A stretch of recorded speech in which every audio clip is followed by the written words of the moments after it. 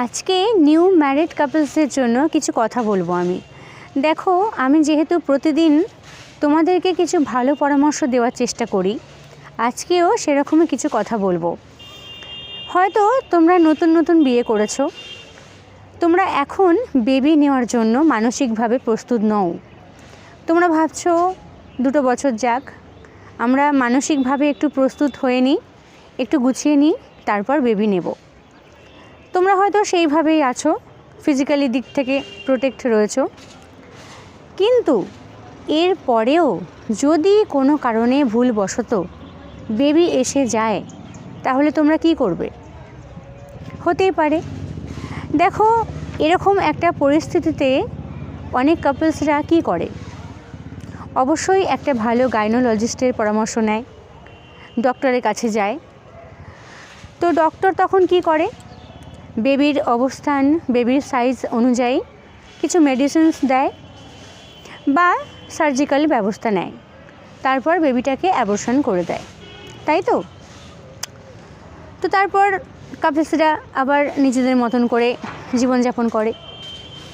কিন্তু আমি এখানে একটা কথা বলি তোমাদেরকে, দেখো, তোমরা এটাকে কিভাবে নেবে আমি জানি না, কিন্তু যেহেতু আমি তোমাদেরকে ভালো পরামর্শ দেওয়ার চেষ্টা করি, তাই আমার দিক থেকে বলবো, যদি তোমরা বিয়ের পর মানসিকভাবে প্রস্তুত না হওয়ার পরেও কোনো না কোনোভাবে ভুলবশত বেবি এসে যায়, তাহলে দয়া করে আমি বলবো বেবিটাকে অ্যাবর্শন করো না। ভ্রূণ নষ্ট করা, গর্ভপাত ঘটানো খুব ভুল একটা কাজ, অত্যন্ত খারাপ একটা কাজ। অ্যাবর্শন করা একটা পাপ কাজ। আমি মানছি তোমরা মানসিকভাবে হয়তো প্রস্তুত নও, আমি মানছি হয়তো বিয়ের পর তোমাদের অবস্থাটা ভালো নেই, তোমাদের হাতে হয়তো টাকা পয়সা নেই, আর্থিক অবস্থা তোমাদের খারাপ। তবুও আমি খুব করে রিকোয়েস্ট করব, এই ভুল কাজটা করো না, এটা অন্যায় কাজ। বেবিটাকে নিয়ে নাও। দেখো, তোমরা তো চলতে পারছো, একটা বাচ্চা নিয়ে নিলে ভগবান ডাল ভাতটুকু খাওয়ার রোজগারটা তোমাদের ঠিকই জুগিয়ে দেবে, তোমাদের অবস্থা খারাপ হবে না। তবুও বলবো, কষ্ট করে হলেও বেবিটাকে নষ্ট করে দিও না, এটা অত্যন্ত ভুল কাজ। এই কাজে কিন্তু শাস্তি পেতে হয়, ভগবান কখনো ক্ষমা করেন না। আমি এটা বলবো, বেবিটাকে কখনো নষ্ট করো না, এটা ভুল কাজ। এটা গেল ম্যারিড কাপলসের জন্য। এবার আনম্যারিড কিছু মেয়েদের জন্য আমি একটা কথা বলবো। আমাদের সমাজে এখনও এরকম আনম্যারিড কিছু মেয়েরা আছে, যারা প্রেম করে, ভালোবাসা করে, এবং প্রেম ভালোবাসা করতে করতে যারা প্রেগনেন্ট পর্যন্ত হয়ে যায়। তারপর কি করে বলো তো? ওষুধের দোকান থেকে গিয়ে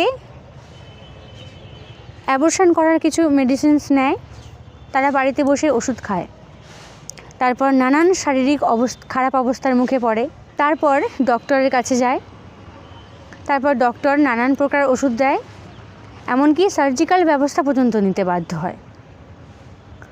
আমি এই ধরনের আনম্যারিড মেয়েদেরকে বলছি, দেখো, তোমরা প্রেম করছো করো, ভালোবাসা করছো করো, কিন্তু প্রেম ভালোবাসা করতে গিয়ে এমন পর্যায়ে চলে যেও না যাতে করে তোমাদেরকে প্রেগনেন্ট পর্যন্ত হয়ে যেতে হয়। এই ভুল কাজটা করো না। দেখো, তোমাদের ছোট্ট একটা ভুল, একটা আনন্দ, একটুখানি ফুর্তির জন্য, এই ছোট্ট একটা ভুলের জন্য তোমাদেরকে কত বড় মারাত্মক একটা খারাপ পরিস্থিতির মুখোমুখি হতে হবে তোমরা নিজেরাও জানো না। ছোট্ট একটা ভুল অনেক বড় একটা মারাত্মক ভুলের মধ্যে পড়তে হবে, তোমাদের লাইফ রিস্ক পর্যন্ত হতে পারে, তোমরা এটা জানো না। তাই একটা কথা বলি, যে একটুখানি মজা ফুর্তি করতে গিয়ে অনেক বড় একটা ভুল করে বসো না, এগুলো একটু মাথায় রেখো।